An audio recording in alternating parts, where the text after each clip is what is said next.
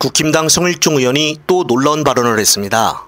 성일종은 현재 국방위 상임위원장을 맡고 있으며 최근 5060 세대들도 재입대를 해야 한다고 말했습니다.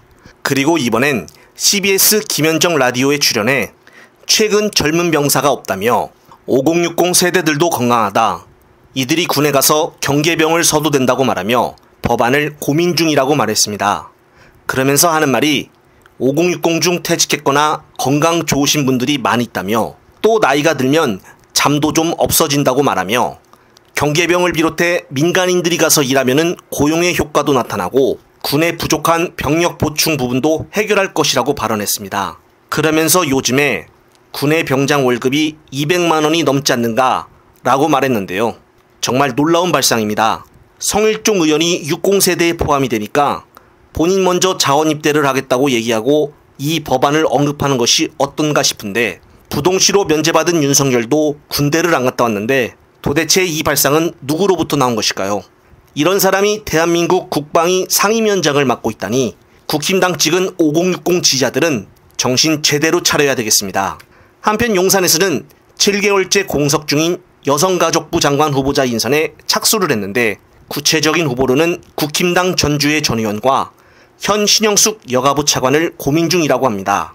전주에는 지난 총선 때 떨어져서 조용히 지낼 줄 알았는데 장관 후보군이 되었다고 하니 윤석열 주위의 인물들이 저렇게 없을까라는 생각이 듭니다.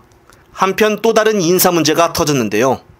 경향단독으로 바로 민영삼 코바코 사장에 대한 기사입니다. 당시 민영삼이 지난 5월 코바코 사장 후보 모집 때 공란이 수두룩한 지원서를 제출했던 것으로 나타났다는데요. 야권에서는 그의 선임 배경에 김건희의 영향력이 작용한 것이 아니냐는 의혹을 제기했습니다.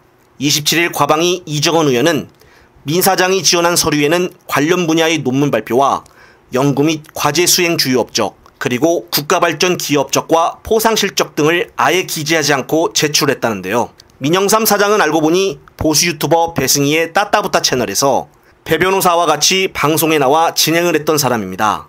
배 변호사 역시 현재 YTN 라디오를 진행하고 있는데요. 이 자리는 원래 지금 토마토 뉴스를 진행하고 있는 박지훈 변호사가 맡았었던 자리입니다. 아마도 국감에서 이정원 의원이 민 사장을 불러들여 제대로 따져 묻지 않을까 싶은데요. 정말 김건희의 영향력은 어디까지 뻗어 있는 것일까요?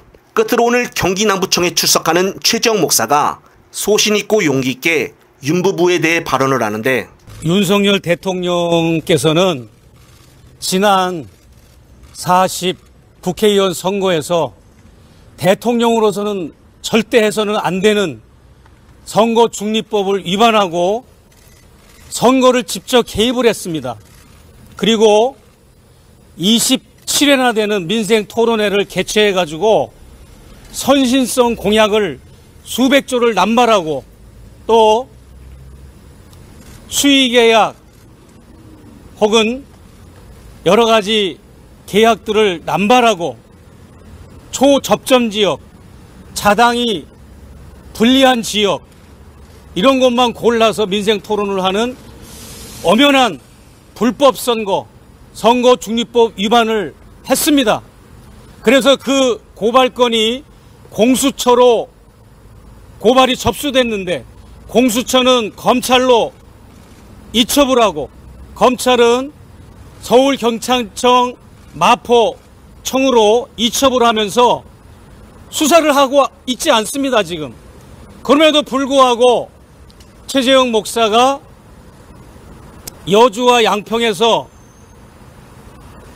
더불어민주당 후보의 유세 차량에 올라가서 단 몇 분, 몇 마디 지원 유세 연설한 거는 집요하게 이렇게 고발을 하고 또 여주 강연, 양평 강연 각각 따로따로 이 별건으로 이렇게 고발을 하면서 저의 강연과 더불어서 여주 양평의 출마자와 또 양평 고속도로 조작 사건을 규명하고자 300일 가까이 농성을 했던 양평시 의원들 이런 분들을 입건하고 또 압수수색을 하고 제가 강연한 장소마저도 건물도 압수수색을 하는 등 70세가 넘은 노인을 밤 11시 넘도록 그렇게 조사를 하는 이런 만행을 저지르고 있습니다. 이것은 법의 형평성에 어긋나고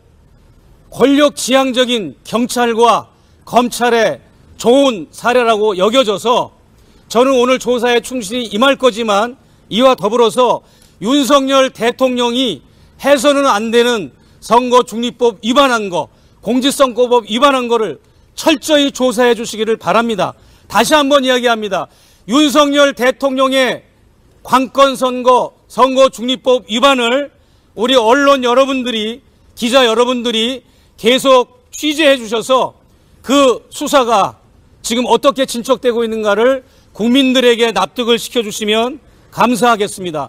그리고 지금 뉴스토마토와 서울의 소리를 통해서 계속 대통령의 배우자 김건희 씨가 지난 재보궐선거에도 개입을 하고 그리고 국회의원 선거에도 총선에도 개입을 한 정황과 증거들이 속속들이 폭로되고 있는데 이런 것 역시 마찬가지로 대통령 부부가 뭐가 급해서 취임도 하기 전에 당선자 신분 시절에 이렇게 선거에 개입을 하는 초유의 사태, 범죄를 저질렀는데 대한민국의